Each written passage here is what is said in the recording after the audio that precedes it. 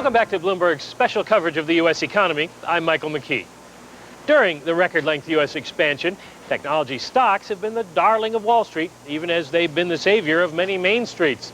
The Northeast found out there's a high payoff in high tech.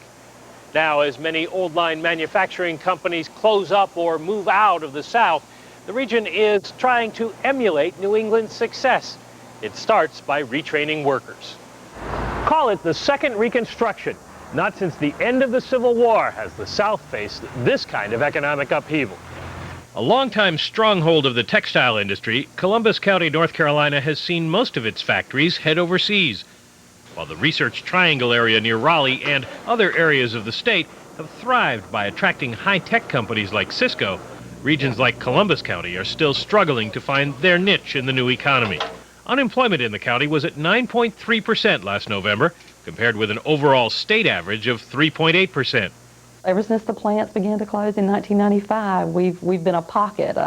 The economic good times didn't quite hit here.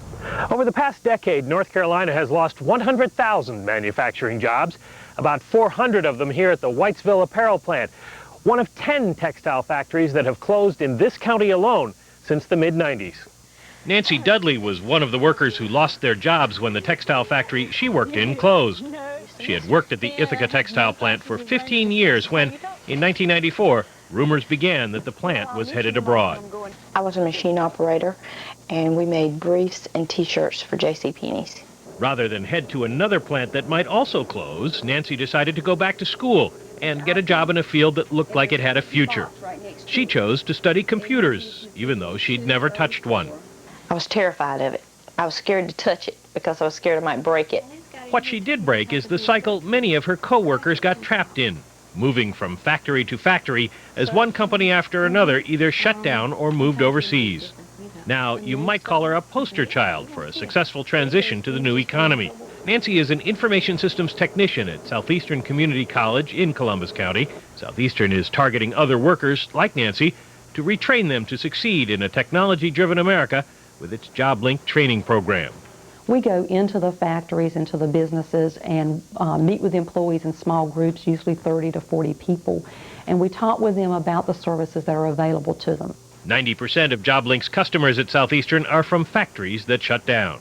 At one time, our Employment Security Commission estimated that 75% of the dislocated workers were going to school.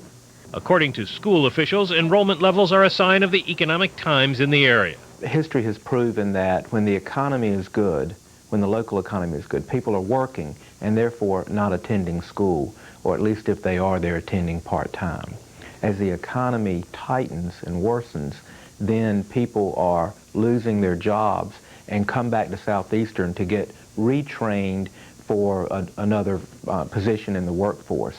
So with the recent layoffs in Columbus County, over 2,000, we have seen enrollment skyrocket.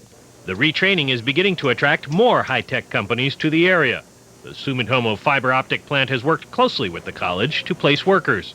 And as many other areas of the country struggle with rising costs and overcrowding, the retraining of Columbus County's workforce may leave it in a good position to attract more industries of the future, leaving many officials optimistic in spite of current tough times.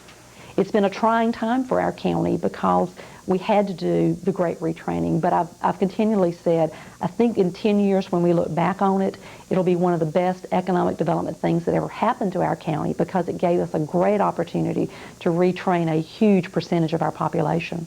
I'm Michael McKee. Coming up, we'll look at how far one small Iowa town had to go to get the workers it needs.